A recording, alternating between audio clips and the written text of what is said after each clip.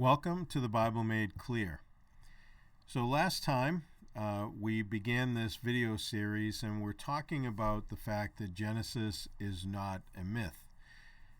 And last time we went over the gap theory essentially and talked about how the grammar as well as other things would reveal there is no gap to take advantage of between Genesis 1:1 and 1:2. It actually creates many, many more problems than it solves, and there's really no reason to get down that road just to try to stretch time in a sense. So today we'll go through our next, in this outline, the next item really, the days and the fact that Adam was created on day 6. So as we look at that, we'll jump right in, dealing with day 6 and Adam. So he's created on the 6th day. Well, to stretch the days into these, thousands and millions of years, it doesn't really buy us anything on that. Let me say this. I've heard people that believe in the day age theory advocate that there are gaps in the genealogies. Now, there may be, really, this is such a silly thing to say because there may be gaps in the genealogies in the Bible, but there's not millions of years of gaps. There's not tens of thousands of years of gaps. We learn actually from the genealogies, you can only stretch it so far, So I just, that's really a silly argument. I've actually heard some well-educated people, some who I respect, mention it. It's just really unfortunate because it shows you somebody that's really brilliant can try to take advantage of something really foolish just because it meets their immediate need. But in the long term, it doesn't help us with the Bible at all. So anyways, we see this. Now, let's look at what God said. In chapter 1, verse 26, right? Then God said, "Let us make man in our image, according to our likeness.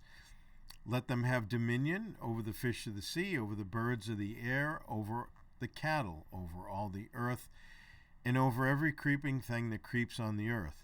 So God created man in his own image. In the image of God, he created him, male and female, he created them. Then God blessed them, and God said to them, "Be fruitful and multiply, fill the earth and subdue it, have dominion." Now, first of all, none of this sounds like myth or allegory. We have male and female today, so we don't have to create a myth or an allegorical male or female, okay? All these things that are mentioned that God is giving man dominion over and everything else, those are the actual species in the world and in the sea. So, why are we imposing some allegorical or myth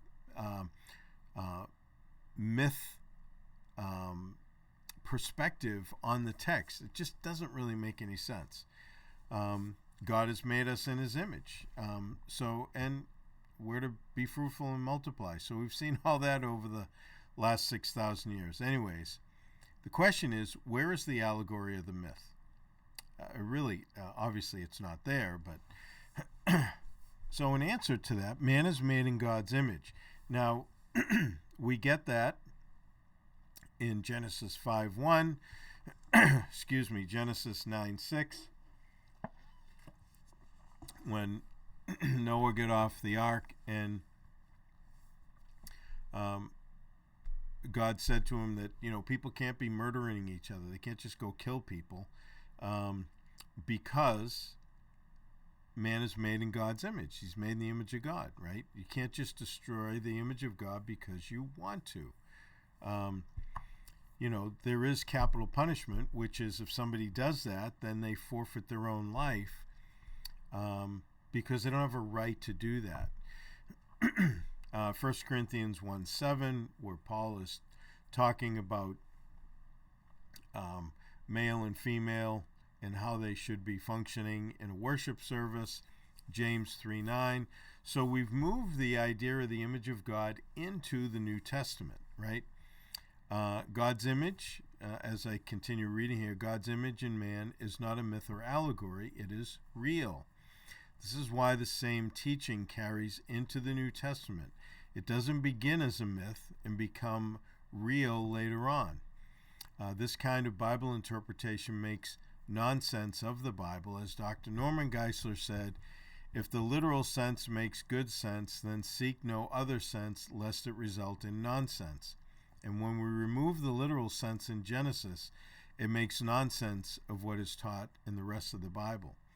Because if you create the foundation of everything through myth or allegory, then how are we deriving something real out of something non-real? I mean, now we're kind of moving into almost an Eastern religious, idea of reality, which is illusion, actually. And so we're going in the wrong direction. We're putting the cart before the horse. God created things real. He created a real universe, created a real earth, real people, right? Real locations, right? Whether you get to Genesis 10 and the Table of Nations, real genealogies. These are the generations of, right? The genealogies that we'll get into, the Toledoths or generations. So these are all real. There's no way to just pick up the Bible, read it, and say, well, that's obviously, a genre that's myth and allegory or whatever. Well, that's absurd. You have to read that into the text. So, moving on, the word for created that's used in the verses we just read is bara, right? Bara typically means to create from nothing, right? So Genesis 1:1, in the beginning God created the heavens and the earth, right? Well, he created it from nothing. There was no matter that existed. There wasn't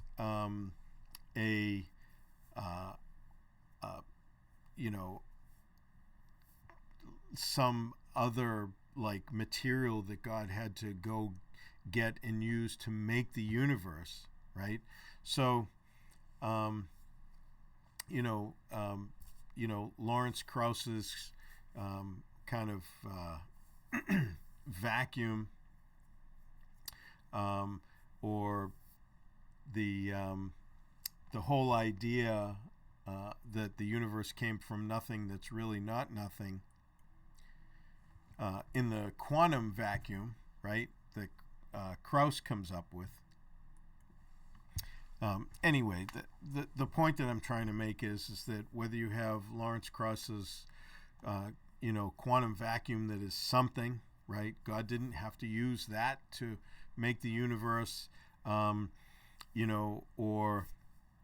he didn't have to use because gravity existed somewhere, which is a thing, right? It's part of the material universe.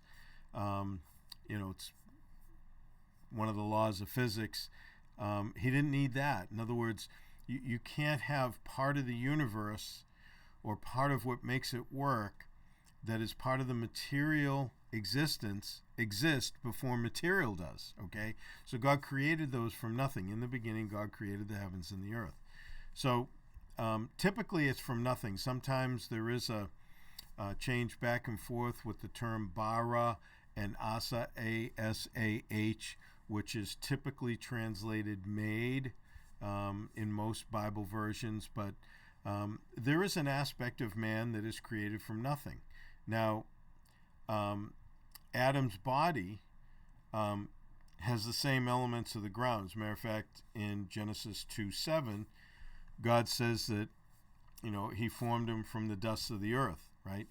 So this is verified by biology anyways. In other words, what the Bible is stating is confirmed scientifically. So there are aspects of man that are made from nothing, right? God breathed into us the breath of lives, and he made us in his image. There's things that he put in us that did not exist prior, right? But man is more than the ground elements, is the point. We're a three-part being: body, soul, and spirit. Body, my physical; spirit, that aspect of me that can have a relationship with God; and then my soul, or the conscious life that God has given me, that is very similar to animal life, only animals don't have a conscious life in that way. They don't get up in the morning and wonder what they look like, or look in the mirror and say, oh my goodness, rough day today, or whatever. So animals have the same life principle that was created from nothing, but then it was used not just with animals but also with man. But then he put more into man, much more intimately, because we did not come from animals. We were made specifically apart from them. So also, both Adam and Eve were created on day 6. Now, this becomes a real issue with people that are trying to use Genesis 1 as myth or allegory, because the days are of the creation week have to be real days. Now, whether you think they're extended more than 24 hours or not, they have to be actual days, because you have an actual person that was created on day 6, right? Male and female, it says he created them. So they were both made. And then Adam was told to multiply, right? Adam and Eve. So he said, be fruitful and multiply, fill the earth. Again, this is something that carries until the present day, right? So man continues to procreate, and God put that in each of his creatures. Otherwise, we would have died out. So that's why marriage is always one man for one woman, ideally for one lifetime. So anything other than that is trying to pervert what God created. And let me say this.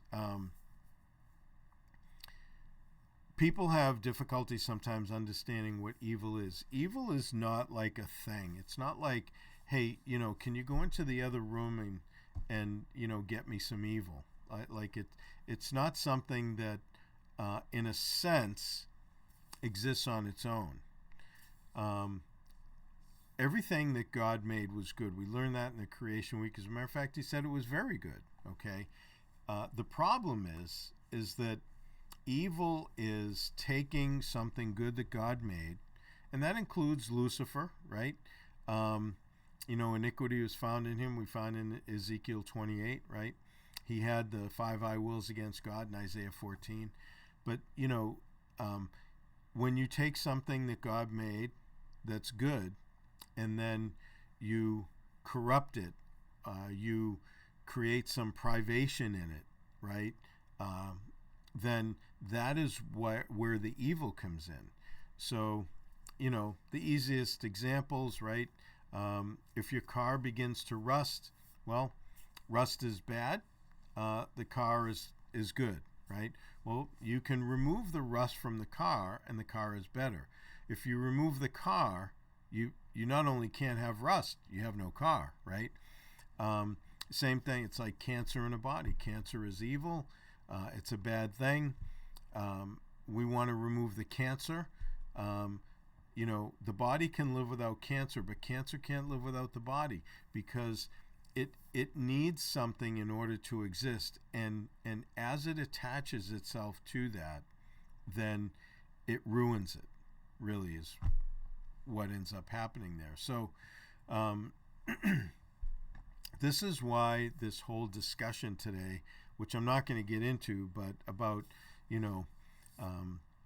gender and this gender ideology and all this other stuff about, girls that think they're boys, boys that think they're girls. People struggle with their identity. My heart goes out to the legitimate ones. A lot of them are just using it for press and self-promotion and everything else. But people that are struggling with this in a legitimate way, they need help. They need to understand what reality is. Reality is how God created them. You're not doing them any favors by, trying to celebrate something that is a privation of the good that God created in them. So the fact that God created everybody with his image, that means that they have an inherent value to them. This is, in a sense, the stamp of God in us, right? We're not God. We're not little gods. However, being a creation of God provides my value, because not only did God decide to create me, but he created me and put his image in me. Okay, that's why we have the ability to think and reason and have the freedom to make decisions, and we can even have the freedom to hate God. The power of choice is beyond what we can imagine. By my own choices, I can have a relationship with God which I'm created for, or I can deviate from that, get away from God. My life falls apart. I'm miserable. In other words, I'm not functioning according to the owner's manual.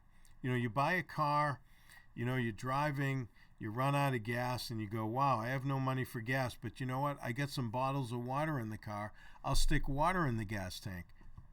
Newsflash, it's not only not going to work, you're going to have to bring it to a mechanic because they're going to have to flush it. You got to get all the water out because that's not how it works. And, you can go through this cycle over and over again, bring it to the mechanic, put some gas in it, runs for a while, you run out of gas, you put water in it again, it doesn't work. So you keep doing this over and over again until you actually read the owner's manual and say it can only use gas, right? Electric vehicles notwithstanding, obviously. So we have to do that with the Bible. In other words, God has created us to function the way he has told us in the Bible, which is really the owner's manual for life as a human being in this world, right? So when I live in right relationship with God, in harmony with God, the way he's created me to and he's intended me to, and I enjoy that relationship, then I am functioning at my highest level that I am capable of. Okay? The only thing that detracts from that is when I get away from God, or when I start being disobedient to God in rebellion. So there's, everything that we're walking through here in these early verses in Genesis are establishing what reality is. God is telling us what reality is. You get to Psalm 19, the heavens declare the glory of God, the firmament shows his handiwork, right? Day into day they utter their speech, not into night they show knowledge, right? There's no speech nor language, their voice is not heard, their line goes out to the world, and their, it stretches to the end of the earth. In other words, everybody in the world sees creation. They know that it just didn't happen on its own. They know that it's complex.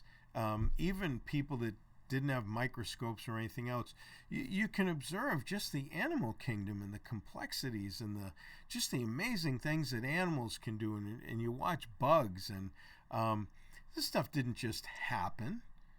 These life forms didn't just occur. First of all, you can't get life from non-life anyways. So if I hold a rock up and say, you give me enough time, it'll be a human being, that sounds so absurd, but that's what people that reject God and say we came here some other way, that's what they believe. Like, you can hit the rock with lightning, you can add water, mix it up, do what you want. It's not going to happen. If you possibly could, just if though it's not possible, if let's say you could somehow spark the first living cell, you have no guarantee that you'll have a second. So that's how it works. Everything has to continue. It has to work. There can't be any deviations, anything wrong, because you start all over. It's not the proverbial monkey typing on the keyboard, and then eventually we'll come out with a legible sentence, because there's two problems with that. Number one, the monkey still doesn't know it's legible. It's only legible to somebody else that is already in existence, right? Number two, the way genetics works is when the monkey types the key and then lets his finger up to type another one, whatever that mutation is or that change, that goes away. It has to start all over again from scratch. Now, geneticists understand this, and scientists that are atheists and everything, they know this, but they reject it because they just will simply not submit their lives to God, and they reject Christ. So, anyways, back on to what we're talking about here. God also told them to have dominion. Again, we have a dominion mandate that carries through, not because it was created in some mythological world, but because it is real with real people, and that's what God told them, right? Subdue it, have dominion. They're commands. You don't command mythological creatures kind of theoretically, and then then it becomes like a reality. So these mandates that we're talking about here, they continue all through the scriptures, right? So the question is, do the scriptures tie reality, man, to myth or allegory? The answer is no. And the truth, which is the scriptures, right, is based in reality. It's not based in mythology. So there are certain things that we need to accept, because otherwise, like the earlier quote from Geisler, it all becomes nonsense. How about Jesus in creation? So Jesus referenced both creation and marriage. Now remember, those are established when man is on day 6, right? So in Mark 10, he says, but from the beginning of the creation. It's really tough to put that, hundreds of millions of years afterwards, or billions of years. That's not the beginning. But at the beginning of when God created, God made them male and female. For this reason, a man shall leave his father and mother, be joined to his wife, and the two shall become one flesh. So then they are no longer two, but one flesh. So Jesus is referring back to marriage. He's tying marriage to the 6th day. Okay, this is the beginning of creation. Jesus quotes from Genesis chapter 1 on day 6. That's Genesis 1:27, and then also in Genesis 2, where Genesis 2 is actually an expansion of the 6th day. All right, it just brings up more detail about it. So the word creation, and I gave you the Greek word there. The meaning is original foundation. That's the Strong's meaning. And we have this meaning also in Romans 1:20 and 2 Peter 3 verse 4. Okay? So man is made in God's image, right? Not a myth or an allegory, as we talked about. And marriage is created by God, right? So marriage is not based in myth or allegory. That's why Paul is referencing it in Ephesians 5. And marriage is a practical institution that God created and carries over from before the sin of Adam and Eve until now. Now, I hadn't actually planned on doing this. Let me just read to you Romans 1:20 and 2 Peter 3:4. So, let's see. In Romans, it'll take me a second to get there. Romans 1:20, right? Paul's talking about, he says, here. For since the creation of the world, it's talking about the beginning of the creation, right? The foundation. And the creation of the world is exactly what he's saying. His, meaning God's invisible attributes, are clearly seen, being understood by the things that are made, right? The heavens declare the glory of God. Even as eternal power and Godhead, so that they are without excuse, the people that are rejecting that. Now, 2 Peter 3:4, Peter says,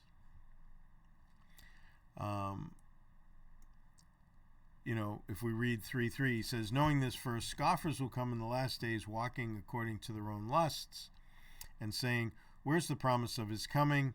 For since the fathers fell asleep, all things continue as they were from the beginning of creation.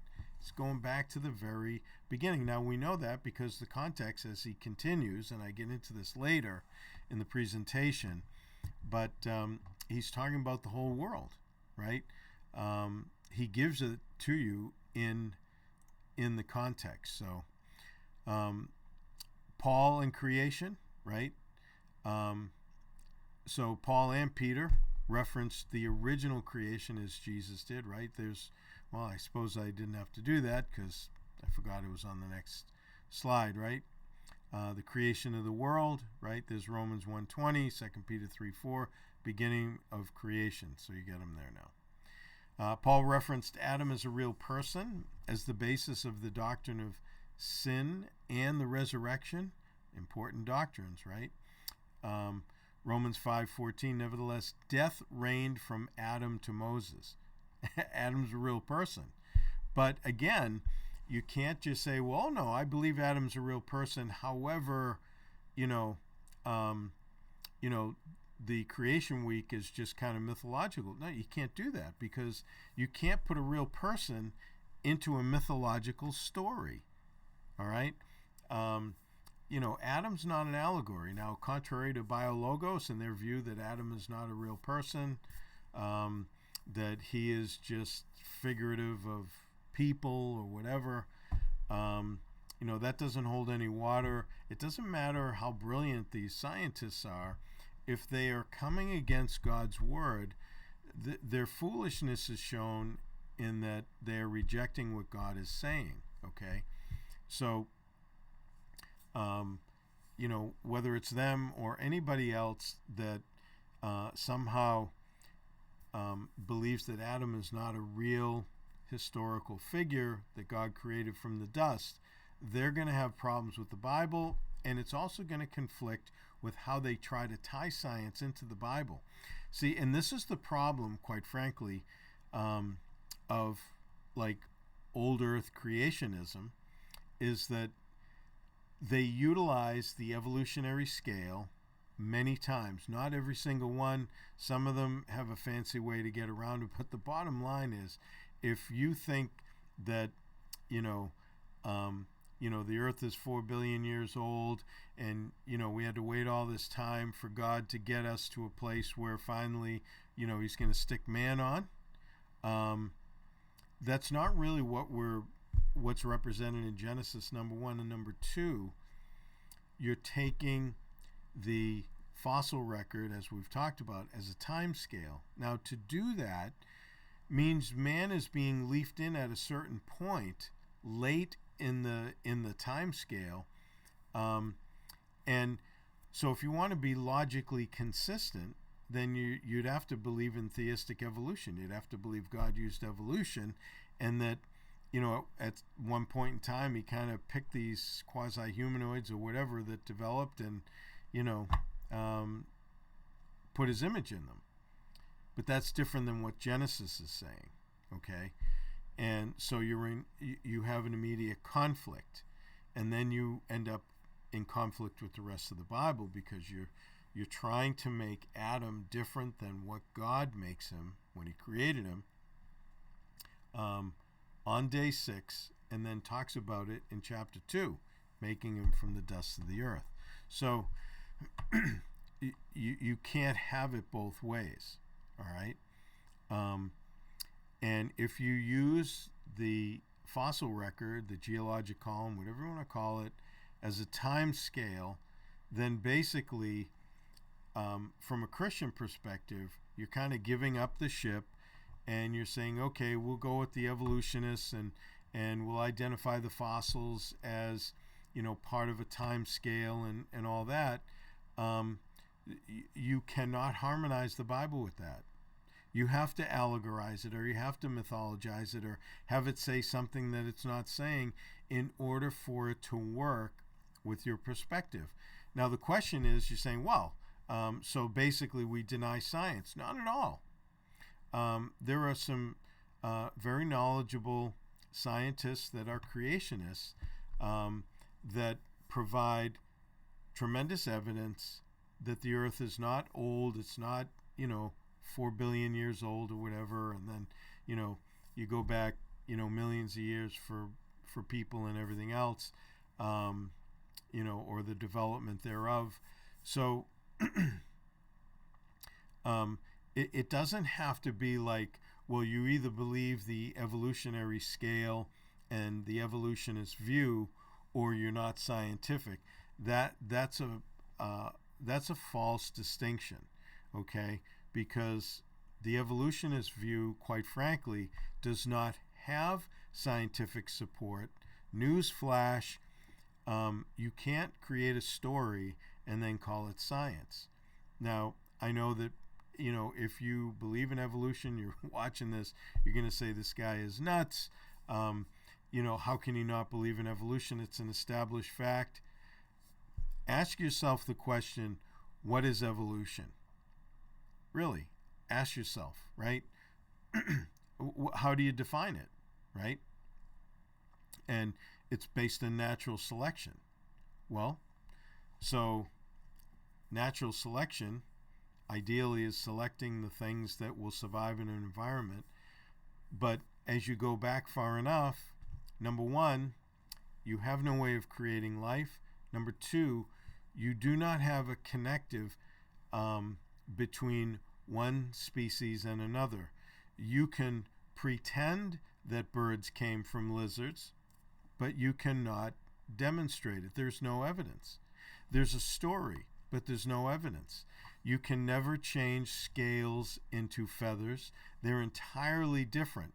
Anybody that actually looks at the evidence can see that. This is just the facts. So you can watch the Discovery Channel, the History Channel, whatever, and they can show you some, tremendous photography with these animals and talk about how these birds used to be lizards. And it's like, that's nonsense. That's nonsense. There's no evidence for that. There's no evidence other than the fact that that's what they want it to be, because in the geologic scale, the birds are higher than lizards.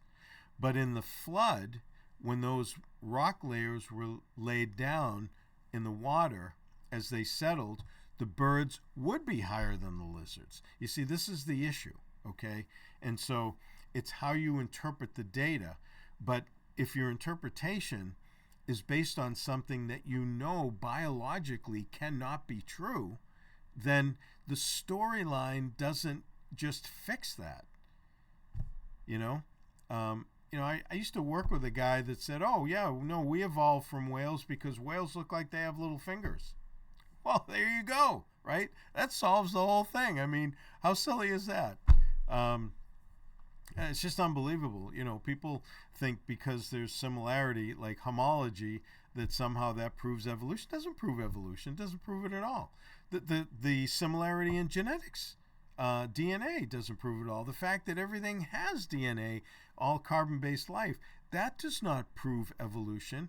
That proves the fingerprints of a common designer, okay, not a common ancestor. So there is just nothing but holes in evolution, and unfortunately, people are just running around saying the king, has great looking clothes when the king is naked. So here, death reigned from Adam to Moses. The point is, Adam is a real figure. Adam was created on day 6. Day 6 is part of the creation week. It has to be literal, okay? Paul connects people from Adam, real person, to Moses and everyone in between. Death is doctrinally tied to a person. It's not tied to an animal, not tied to anything else. Death is tied to the individual person named Adam when he deliberately sinned. We find that out in 1 Timothy chapter 2 at the end of the chapter. All right. Paul tied the original creation to Adam, the new, in other words, the new creation to Christ in the doctrine of the resurrection. Okay? 1 Corinthians 15:22. For as in Adam all die, the literal person, not a myth, even so in Christ all shall be made alive. Right? 1 Corinthians 15:45-48. And so it is written, the first man, Adam, became a living being. The last Adam became a life-giving spirit, right? The last one being Christ. Christ is the last man put on the earth that did not have a sin nature. Adam was the first, then he sinned. Christ was the last, he didn't sin, all right? However, the spiritual is not first, but the natural. In other words, our natural life. And afterwards the spiritual, when you're born again. The first man was of the earth, made of dust. Paul's not confused here, right? The second man is the Lord from heaven. As was the man of dust, so also of those who are made of dust. And as it is the heavenly man, so also those who are heavenly. So Paul is making a comparison and contrast between physical and spiritual life. That's his point. And who gives it? Is Jesus a myth? He's the last Adam. There's no other men will be put on the earth. In other words, he's the last Adam. He's not the second Adam. Sometimes people say, well, he's the last Adam, not the second Adam. We got no other Adams coming, right? Paul establishes male and female from creation, right, which I just mentioned to you.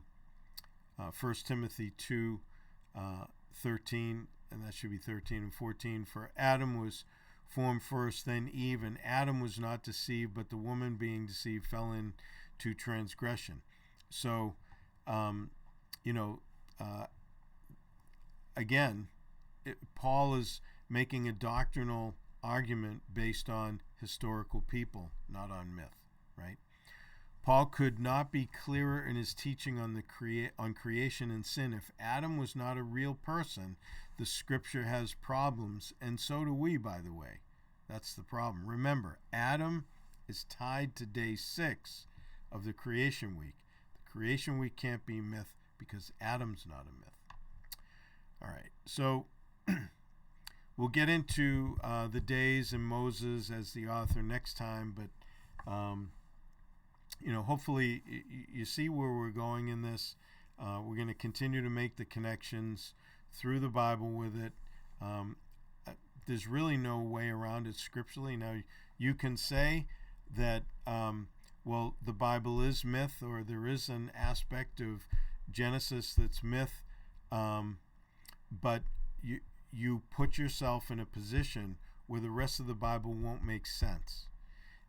You can pretend it does, but it's not going to. In other words, you can't have a consistent interpretation.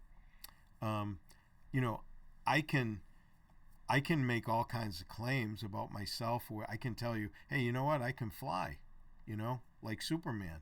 I can say anything I want, but I can't, right? So just saying something does not make it true, all right?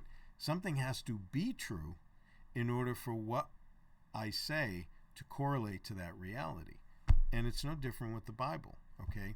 So you can say that there's areas of the Bible are not literal or try to change them, but you create two problems. Number one, you're just arbitrarily doing it, and the next allegorization can be different than yours. And B, what you're doing from the creation account to the rest of the scripture is not going to connect. Then you have to start changing it all the way through. It's kind of like it's like prophecy. For some reason, amillennialists and um, you know, and the like tend to just allegorize prophecy and, well, the 1,000-year reign of Christ, that's not really literal. Says who? It says it 6 times in Revelation 20, 1,000 years. Well, that just means a long time. Well, wait a minute. If I go back through the book of Revelation, John uses a lot of numbers. There's no place prior to that that he uses numbers that are not actually understood as literal numbers. Right? So, I mean, if there's 7 seals, 7 trumpets, 7 bowls, does that mean that, there may be 8 seals and 14 trumpets? No. No, we know that it's 7 because it says the first one, the second one, the third one. And when John wants to say that there's a number that's not countable, he'll say an innumerable number. He knows the difference between like a large number that he's not going to specify and an actual number. He's not an idiot. He did it throughout earlier in the book. Okay, so he didn't get to chapter 20 and say, I think I'll write 1,000 6 times, but no, it doesn't really mean 1,000. It just kind of means a long time. That has to be imposed on the text. That's what I'm saying. It makes it nonsense. You can't just arbitrarily allegorize or mythologize a part of the Bible because it meets a theology or a belief that you have. The Bible needs to speak to us. It needs to impose its truth on our lives, not the opposite. Anyways, I'll end with that. We'll pick it up next week. So until then, may God richly bless you as you continue to study His Word.